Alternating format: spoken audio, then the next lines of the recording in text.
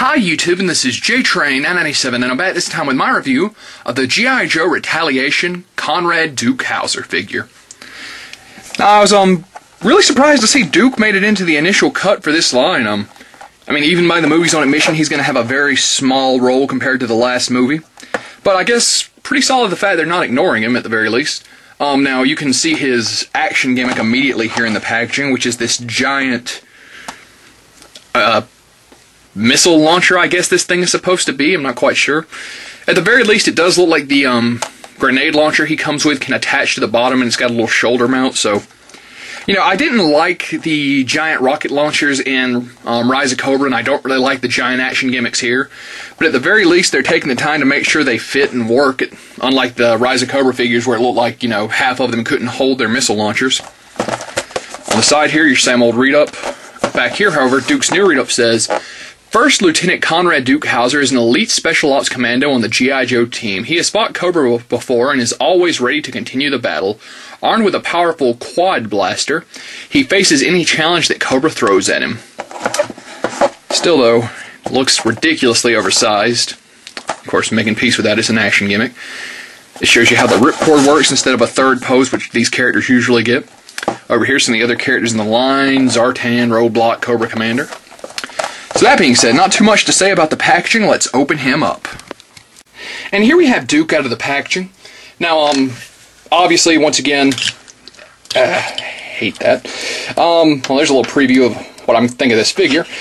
This action gimmick doesn't work at all. I mean, I said in the box review that at least they were making sure he could hold it. Well, I was taking into account they gave him a little shoulder mount to help balance it, and it will stay sometimes, but without a base, you'll never get this guy to stand. So, I mean, obviously for the kids, like I said, he does have a little clip for his grenade launcher, whatever this thing is supposed to be. You pull this ripcord out, missiles fire, pop right back in. This thing never had a chance of being displayed. This is just going in a spare parts bin, and it will probably never see the light of day again. This is the exact same clip that Roadblock comes with to help you balance his giant blaster. I don't have any real hate for this clip. I mean, it just looks like extra armor, which I'm, okay with, but seeing as it doesn't have any real function, I probably won't display him with it. I do hate the paint they chose for this. It just looks stupid and unrealistic. So, probably this Duke will not be displayed with much of any of the gear he actually came with. Now let's get him back on his base. So, get a look at Duke and his armor here. Supposedly this is just a new design. I don't think this actually made it into the movie. Maybe the reshoots will add it, but if you've been following the leaks about G.I. Joe Retaliation at all, Duke really never gets a chance to wear this armor. Hint, hint. I don't really consider that a spoiler, seeing as, we've known about that since before we saw a trailer, to be completely honest.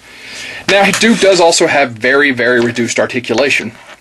Well, I say very reduced. Pretty much, they took out his knee, his double knee joint, they took out his ankle joint. His wrists aren't hinged, although they do spin. Still has an ab crunch, no waist articulation. Left and right at the head. Once again, arms out, full 360, bend and spin at the elbow, and spin at the wrist. After the 30th line, it's just sad to see Joe's regress to that point. I mean, at the end of the day, this is a decent-looking Duke figure. Channing Tatum, I wasn't crazy about Rise of Cobra, but I thought he was one of the better parts of it. Let's see if I haven't got a spare gun just lying offhand here. I mean, I'm sure I do, but something decent. Yeah, here we go. And liking him better already. So, the Retaliation line is in stores now. This is one of the easier figures to find. Duke isn't packed in every case like Roadblock, Snake Eyes, and Storm Shadow, but he seems to be one that most people are skipping over. And why wouldn't they? The movie doesn't come out until next March now. So, he's an okay Duke. It isn't going to kill you if you don't get this guy.